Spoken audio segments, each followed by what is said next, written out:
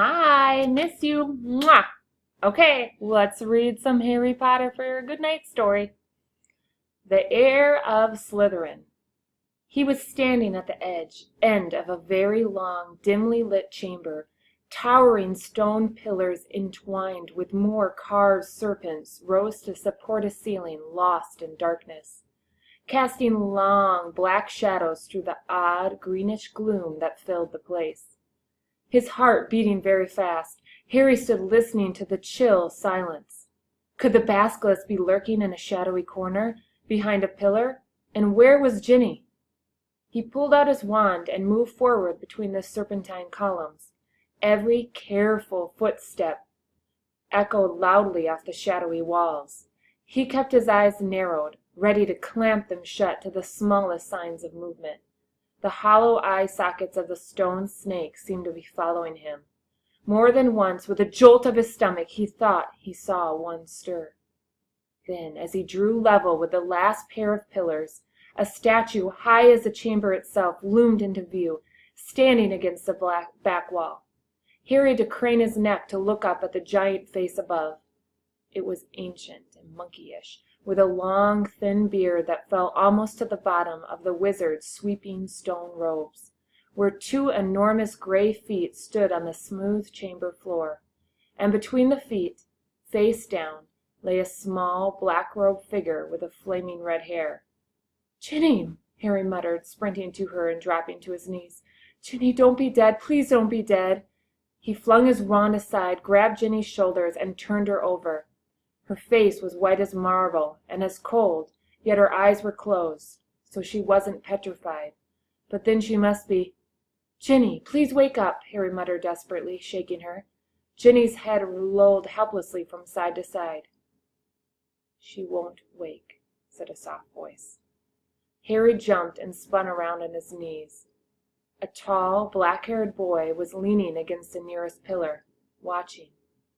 He was strangely blurred around the edges, as though Harry were looking at him through the mist window, but there was no mistaking him. "Tom? Tom Riddle?" Riddle nodded, not taking his eyes off Harry's face. "What do you mean she won't wake?" Harry said desperately. She's not. "She's still alive," said Riddle, "but only just." Harry stared at him. Tom Riddle had been at Hogwarts 50 years ago, yet there he stood, a weird, misty light shining about him, not a day older than 16. "Are you a ghost?" Harry said uncertainly. "A memory," said Riddle quietly, "preserved in a diary for 50 years." He pointed toward the floor near the statue's giant toes. Lying open, there was a little black diary Harry had found in Mowing Myrtle's bathroom. For a second, Harry wondered how it got there, but there was more pressing matters to deal with. "You gotta help me, Tom," Harry said, raising Ginny's head again. "We've got to get her out of here. There's a basilisk. I don't know where it is, but it could only be along any moment. Please help me." Riddle didn't move. Harry, sweating, managed to hoist Ginny half off the floor and bent to pick up his wand again. But his wand had gone. "Did you see?" He looked up. Riddle was still watching him, twirling Harry's wand between his long fingers. "Thanks," said Harry, stretching out his hand for it. A smile curled the corners of Riddle's mouth. He continued to stare at Harry, twirling the wand idly. "Listen," said Harry urgently, his knees sagging with Ginny's dead weight. "We've got to go. If the basilisk comes—" "It won't come until it's called," said Riddle calmly. Harry lowered Ginny back onto the floor, unable to hold her any longer. "What do you mean?" he said. "Look, give me my wand. I might need it." Riddle's smile broadened. "You won't be needing it," he said. Harry stared at him. "What do you mean, I won't be?" "I waited a long time for this, Harry Potter," said Riddle, "for the chance to see you, to speak to you." "Look," said Harry, losing his patience, I don't think you get it. We're in the Chamber of Secrets. We can talk later." "We're going to talk now," said Riddle, smiling broadly, and he pocketed Harry's wand. Harry stared at him. There was something very funny going on here. "How did Ginny get like this?" he asked slowly. "Well, that's an interesting question," said Riddle pleasantly, "and quite a long story. I suppose the real reason Ginny Weasley's like this is because she opened her heart and spilled all her secrets to an invisible stranger." "What are you talking about?" said Harry. "The diary," said Riddle. "My diary. Little Ginny's been writing in it for months and months, telling me all her pitiful worries and woes, how her brothers tease her, how she had to come to school with second-hand robes and books, and how—" Riddle's eyes glinted. "How she didn't think famous good great Harry Potter would ever like her." All the time he spoke, Riddle's eyes never left Harry's face. There was an almost hungry look to them. "It's very boring have to listen to the silly little troubles of an 11-year-old girl," he went on. "But I was patient. I wrote back. I was sympathetic. I was kind. Ginny simply loved me. No one's ever understood me like you, Tom. I'm so glad I got this diary to confide in. It's like having a friend I can carry around in my pocket." Riddle laughed. Riddle laughed a high, cold laugh that didn't suit him. It made the hair stand on the back of Harry's neck. "If I say it myself, Harry, I've always been able to charm the people I needed. So Ginny poured out her soul to me, and her soul happened to be exactly what I wanted. I grew stronger and stronger on the diet of her deepest fears, her darkest secrets. I grew powerful, far more powerful than little Miss Weasley, powerful enough to start feeding Miss Weasley a few of my secrets, to start putting a little of my soul back into her." "What do you mean?" said Harry, whose mouth had gone very dry. "Haven't you guessed it yet, Harry Potter?" said Riddle softly. "Ginny Weasley opened this chamber of secrets. She strangled the school roosters and daubed threatening messages on the wall. She set the serpent of Slytherin on 4 mudbloods and the squib's cat." "Oh," Harry whispered. "Yes," said Riddle calmly. "Of course she didn't know what she was doing at first. It was very amusing. I wish you could have seen her new diary entries. Far more interesting they became. 'Dear Tom,'" he recited, watching Harry's horrified face, "I think I'm losing my memory. There are rooster feathers all over my robes, and I don't know how they got there. Dear Tom, I can't remember what I did on the night of Halloween, but a cat was attacked, and I've got paint all down my front. Dear Tom, Percy keeps telling me I'm pale and not myself. I think he suspects me.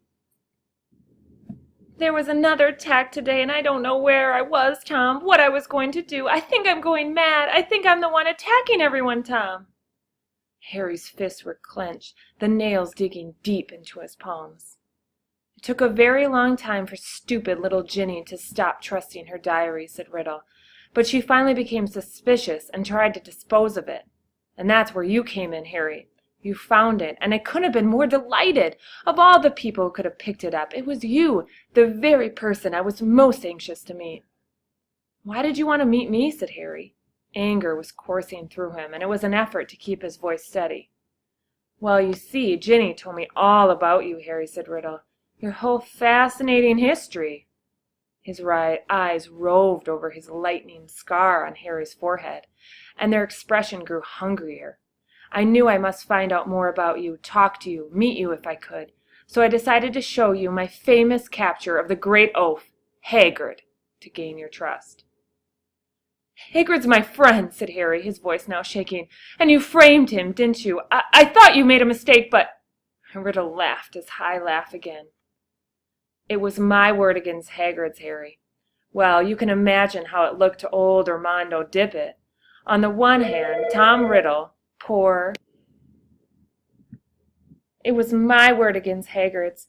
Well, you can imagine how it looked to old Armando Dippet. On the one hand, Tom Riddle, poor but brilliant, parentless but so brave, school prefect, model student. On the other hand, big, blundering Hagrid, in trouble every other week, trying to raise werewolf cubs under his bed, sneaking off to the forbidden forest to wrestle trolls. But I admit, even I was surprised how well the plan worked. I thought someone must realize that Hagrid couldn't possibly be the heir of Slytherin. It'd take me 5 whole years to find out everything I could about the Chamber of Secrets, and discover the secret entrance, and though Hagrid's had the brains or the power. Only the Transfiguration teacher, Dumbledore, seemed to think Hagrid was innocent. He might persuaded Dippet to keep Haggard and train him as a He persuaded Dippet to keep Haggard and train him as a gamekeeper. Yes, I think Dumbledore might have guessed. Dumbledore never seemed to like me as much as the other teachers did. I bet Dumbledore saw right through you, said Harry, his teeth gritted. Well, he certainly kept an annoyingly close watch on me after Haggard was expelled, said Riddle carelessly. I knew it wouldn't be safe to open the chamber again while I was still in school, but I wasn't going to waste those long years I spent searching for it. I decided to leave behind a diary, preserving my 16-year-old self in its pages, so that one day, with luck, I would be able to lead another in my footsteps and finish Slothar Slytherin's noble work. Well, you haven't finished it, said Harry triumphantly. No one's died this time, not even a cat. In a few hours the mandrake drought will be ready, and everyone who is petrified will be all right again. Haven't I already told you, said Riddle quietly, that killing mudbloods doesn't matter to me anymore? For many months now my new target has been you. Harry stared at him. Imagine how angry I was within the next time my diary was open. It was Ginny who was writing to me, not you. She saw you with the diary, you see, and panicked. What if you found out how to work it? And I repeated all the secrets to you? What if, even worse, I told you who'd been strangling roosters?